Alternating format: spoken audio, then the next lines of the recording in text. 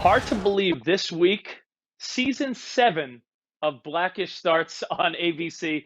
We welcome to Now or Never Marcus Scribner. What's up, man? What's going on, Rich? How you doing? I'm good. Yo, is it crazy for you that you have grown up on the show? I'm looking at you and I'm like, I remember a way younger version of you, 14 to 20 years old on this show. Yeah. Yeah, it's insane. It's honestly like it's like having your own personal home video that you can just like go back to every now and then when they're running the reruns on TV, and I just look up at the TV and I'm like, Jesus, like I was a baby when we first started, and just growth and working with such amazing actors. It's really nice to see where we started, where we began, and where we are now. So Your TV dad, Anthony Anderson. I always see that guy hanging around ESPN events and NBA yeah. events. Does he got game or is it all fake? Does he got some skills? You ever ball Oh, with Anthony Anderson? ball Anthony up any day, bro. I saw because we did do one episode where Junior like dunks on Anthony for the first time, and they changed the storyline depending on who won a game of 1-on-1. You know, your boy had to clutch it up at like 15, so Nice. it's been since day one. It's been automatic, but yeah, I think Anthony, he got game to a certain extent, but we got to put the moves on him. Speaking of which, you're a big Lakers fan. What do you think, man? You Yeah. stoked about the championship inside the bubble? Has LeBron done enough to be considered the GOAT in your mind? Oh, wow. Hitting with the scathing questions to start us off. Ooh, ooh. Okay. I feel like you can't deny LeBron's numbers. Like I won't even like I'm not even gonna try to like downplay Mhm. anything or just like immediately MJ's the GOAT. I feel like I've heard a lot of people say some things that Kobe's my favorite player of all time, and I'm gonna put him in the GOAT conversation personally. He's my personal GOAT. So I feel like you can't deny the greatness of individuals while they're here. We should just take the time to appreciate what they're doing, and appreciate the game. Like my issue is the fact that the game evolved so quickly. Obviously, back when Jordan was playing, it was a much more physical game. But let's face it, like this is the most skilled league we've ever seen in like generations. So it's like No really, doubt. in my opinion, it's just comparing like apples to oranges. Like everybody has their is to go and what they see as greatness. MJ went 6 for 6 and whatnot. Like it's how you perceive um what they've done. So I think LeBron, obviously, he deserves to be in the GOAT conversation. He's an amazing basketball player. Brought it home for Kobe this year. Yeah, is I'm not even gonna personal GOAT is Kobe Bryant. I'm just gonna leave it at that. I love your passion for sports. We love you on Blackish. And I love checking Thank out you. your Instagram. We do a little something called Did It for the Gram. So I'm going to throw up some pictures here. You tell me all about it, all right? Let's start with this one. Okay. You Ah, and Magic when you were a young man. yes, when I was a young lad. Look at those biceps. Jesus. Um, but yes, this is at Phillips Barbecue. It's my favorite barbecue spot on the planet. Magic was there.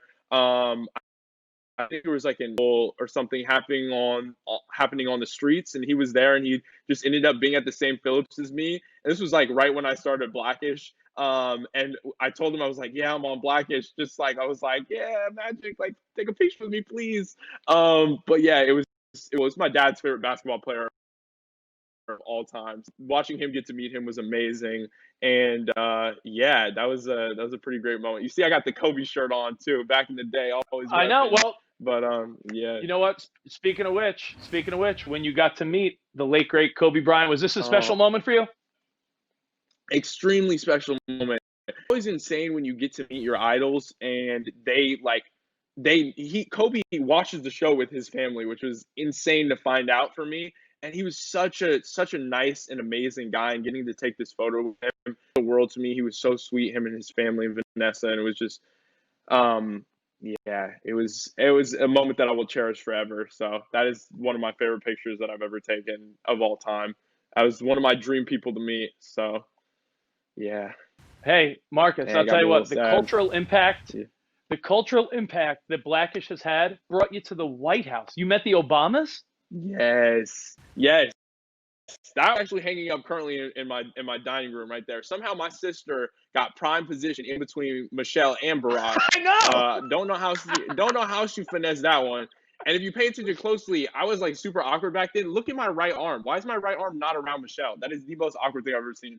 But Oh, this is like this was insane. I mean, even being there, I felt like the napkins in the bathroom were like they were like real towels. It was like we've made it. This is quality right here. And Barack, he was like, Marcus, you're a funny guy. And I was like, oh man, that's the best compliment you can get from the president of the United States. So that picture means the world to me, and getting to bring my family along on that journey was amazing. Marcus, you know your sister definitely cropped the rest of the family out. That's like she has her, which Yeah, is Barack. exactly. Michelle. That's her profile picture on Instagram. Just like, You're a big Star Wars guy. oh Tell us about this. yes, sir. So that's me in front of the Millennium Falcon at the new Star Wars land. This was a pre-opening, which was very exciting. I did a little promo shoot with ABC and Disney, which I finessed it. I was like, yeah, let's do a promo shoot, and I just wanted to ride all the rides and eat all the food. So Yeah. that was so much fun.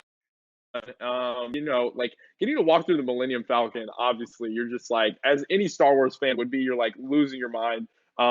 Coolest spaceship on the planet out west. So yeah, that was a great moment. Marcus, and one last one. Look at this. Your castmates. Yeah, look at us, man. This is pre-quarantine. None of us have our hair grown out except for David. Look at us go rocking in the car. That was in Anthony's S-Class Mercedes. So no plug there, but we dripped Ooh. out. This was filming during a scene. I forget which episode this was. This was probably like our spoken word episode where it teaches Junior how to become Nice. a spoken word poet, which was a lot of fun. So yeah. Yo, you guys got a hell of a show, man. In fact, I didn't even shout out one of my favorite people on the show, Dion Cole. Is that dude hilarious or what? Dion is that man. I can tell you, he could literally like just his facial expressions have us dying laughing every time I shoot an office scene.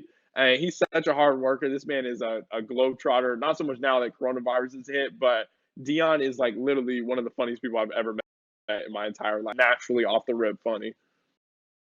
Well, Marcus, thanks for giving us time, man. Blackish, season 7. You damn grown up on this show. It's this week on ABC. Big fan of the show. Big fan of what you do. And continued success, man. Rooting for you always. Thank you, Rich.